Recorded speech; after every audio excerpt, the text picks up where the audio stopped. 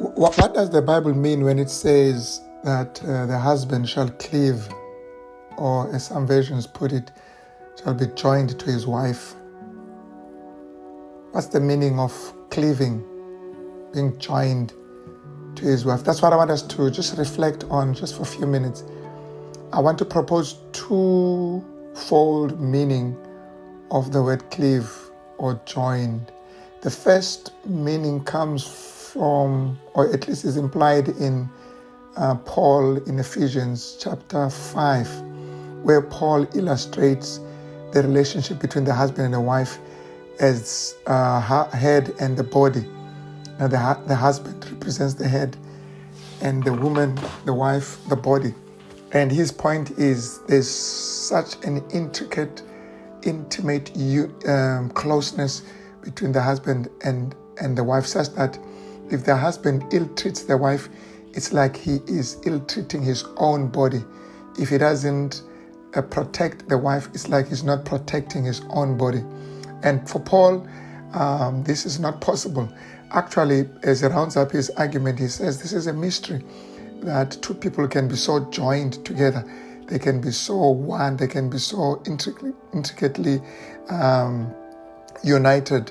It shows that, according to this understanding, that the word joined or cleave has this connotation of united, intimate, meaning that the relationship between husband and wife is more intimate than any other relationship, more intimate than the relationship between the parent and the child, relationship between siblings or among siblings.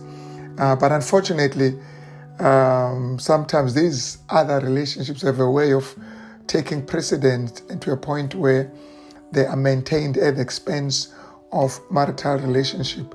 So there is that first meaning, that static understanding that we are one, we are united, not to be broken.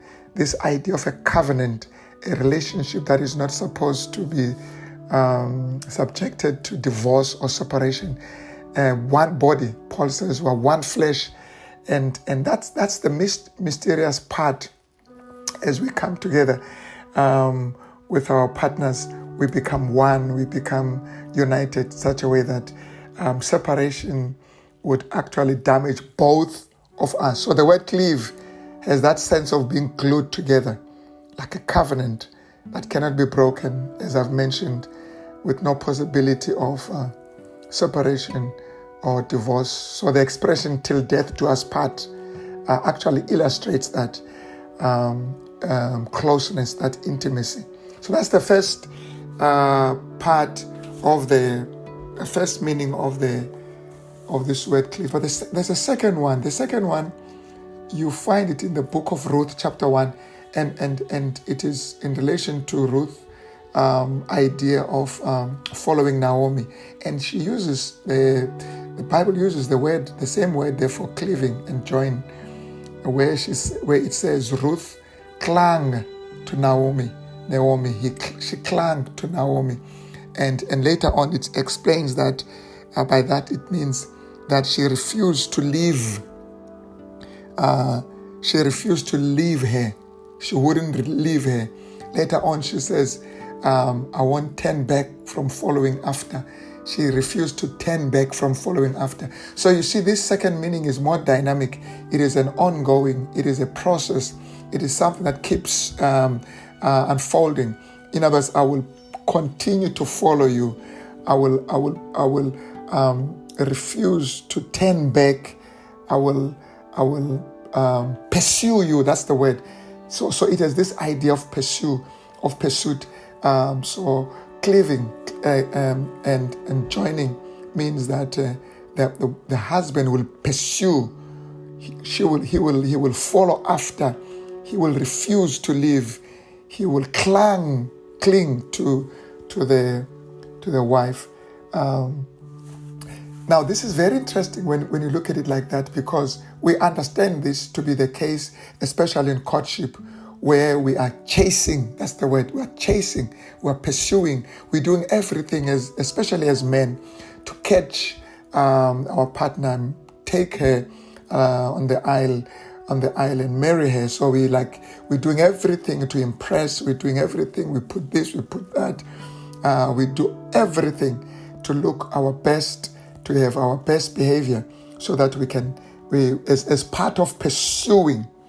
But the funny thing and the very interesting part is that once we get married, marriage has this idea of now you've pursued, now you have been following after, now you have caught your partner. That's the end. The whole thing becomes boring. Some people are afraid to marry because they're afraid that marriage is a way of bringing the pursuing or the pursuit to an end. But the Bible there doesn't really put emphasis on marriage being the end of the pursuit. It says you will pursue even in marriage. In other words, marriage should also continue to be this process, this ongoing process of pursuing, of refusing to leave. In other words, we don't stop being romantic. We don't stop flirting with our wives. I'm talking about us gentlemen. We continue doing that. I mean, look at the story of Abraham. After 35 years of marriage, Abraham could be heard saying to Sarah, "You are the most beautiful woman. You are the most beautiful." In other words, he was still pursuing her. He was still flirting. He was still seeing her as the most beautiful woman. Now, but what does that mean for women? That you can make it easier for the men by being pursuable. You know, by not losing your touch, by not losing your attractiveness. There are those elements that your husband saw in you that made him to pursue you to a point of marrying you. And sometimes once we get married, we take each other for granted. We stop doing those things that we were doing. Looking after yourself, looking after your hair, looking after your figure, being creative, being adventurous, being ambitious, having goals that you want to achieve. I mean, that person that was just so exciting. Now we're just looking after kids. We just clean their house. We do the washing the whole day with whatever, as if life has come to an end. And I'm not saying that is the reason why men tend to pursue others that they deem more attractive, which is also does not solve it, creates more problems. But I'm saying we can help each other here. If I'm going to continue pursuing, at least pretend to be running as well. Be this person that is just worth chasing after. And when that happens, then marriage becomes new every morning. It's amazing. It is not this boring relationship where we're just sitting there and you keep asking yourself, how did we end up in this thing? God bless you as you pursue each other.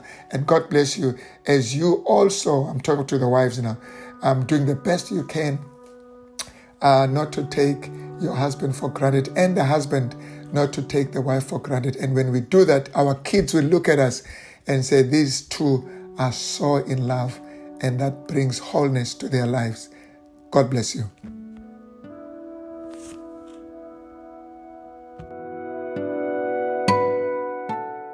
The Marriage and Relationship Podcast was brought to you by Dr. Papu. Dr. Papu is a devout Christian leader, an inspirational speaker, and an experienced pastor who has worked with couples for the last 35 years in his ministry. You can record and submit your questions to Dr. Papu by following this link, www.anchor.fm/Dr.J.Papu. If you'd like to have private consultations or counseling sessions, please send your email to drpapuonline@yahoo.com. That's drpapuonline@yahoo.com.